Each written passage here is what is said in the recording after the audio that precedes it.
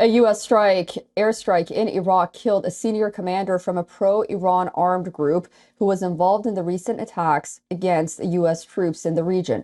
More in our next report. In a tit-for-tat response, the U.S. forces killed a commander of the Iraqi Kateb Hezbollah group and two others in a drone strike.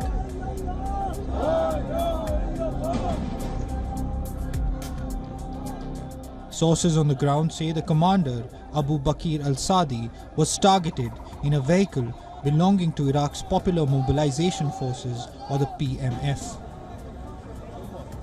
Several people gathered around the destroyed vehicle soon after the attack in the East Baghdad neighborhood of Machtal.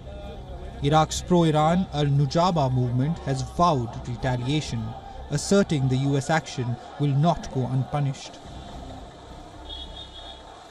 The US attack was in response to the deaths of 3 US personnel in a drone strike in January. The US claims Kateb Hezbollah group carried out the strike. Iraq is furious. A military spokesperson of the Iraqi Prime Minister said the repeated US strikes are pushing the government to the brink, forcing it to consider ending the mission of the US-led coalition in the country. The spokesperson also expressed concern that the US strikes may entangle Iraq in a cycle of conflict. Currently, the United States has nearly 2,500 troops in Iraq. Since the October 7th attacks, the region is living in fear of a spillover of the Gaza war. From Iraq to Syria to the Red Sea, US and UK forces are launching strikes against Iran-backed groups, claiming they are intended to prevent the spillover. Regional stakeholders say otherwise. We believe the presence of the Americans in Iraq, Syria, Afghanistan and the region is in no way creating security, but also it disrupts the security of the region. The presence of the Americans has not created security anywhere and will not do so in the future. Anywhere the Americans were present, they were the root of sedition and evil. According to military experts, the Biden administration is trying to thread the needle both domestically and overseas. The administration is trying to thread the needle both domestically and overseas. That is, it's trying to take a strong response to discourage further attacks. On the other hand, it doesn't want to get drawn into a regional conflict. So it's trying to reassure Americans that it is supporting Israel, but is not going to be involved in another foreign war. And overseas, it's trying to convince the Iranians to have their surrogates turn down the violence without engaging directly with the Iranians. Meanwhile, back in Iraq, the civilians are concerned. The situation is scary, the whole security situation. We are walking with our families in the street. What will we do if this situation happened before us? If anyone from our family or our friends were killed, we cannot bear it. What happened to us before is not easy for any Iraqi citizen, so we cannot bear it.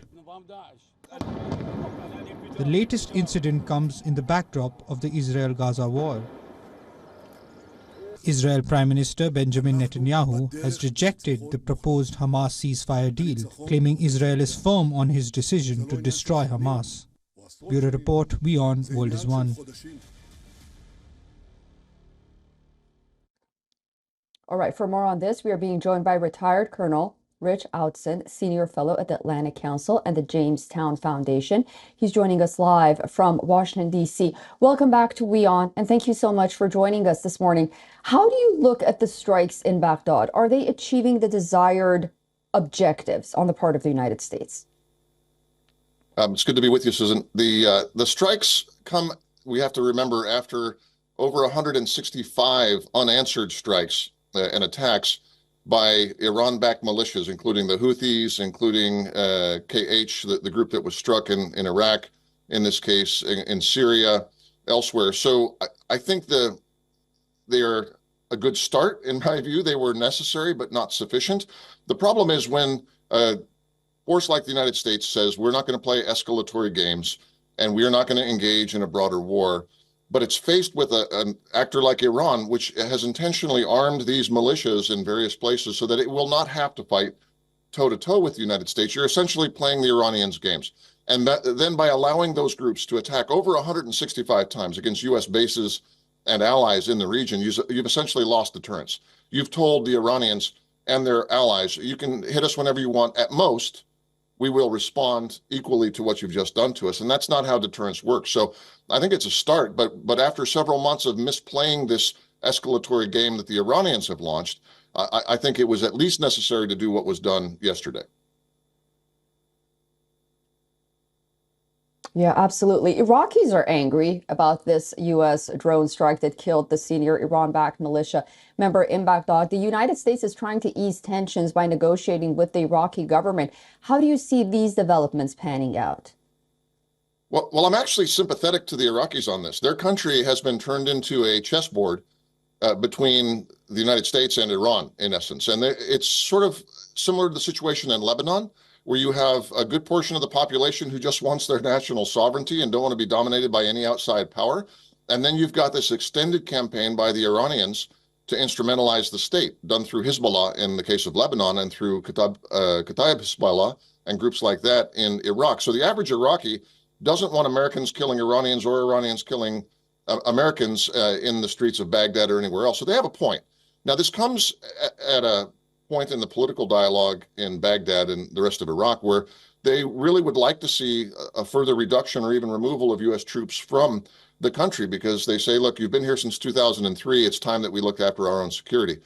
I think it's a terrible dilemma for the Iraqi people. The United States is trying to be a good friend to the Iraqis while also fending off the attacks of these nefarious actors. So I think, yes, it's unfortunate that this puts pressure on the people that are most moderate in Baghdad and strengthens the hands of the radicals. That is, after all, Iran's game. So I think the fact that so much influence of the United States in terms of the economy and finance, all the oil revenues are processed through U.S. banks, for instance, means there's no quick disentangling this relationship. But the United States needs to do a better job of keeping this out of the headlines, keeping the fight against Iranian proxies out of the headlines, because that's bad politics in Iraq. That's right. And all eyes are on the Biden administration to see how it's going to retaliate. So I think that's going to be very hard moving forward. Retired Colonel Rich Outson, it's always a pleasure to talk to you. Thank you so much for joining us this morning on WION. You're welcome. Thank you. For all the latest news, download the WION app and subscribe to our YouTube channel.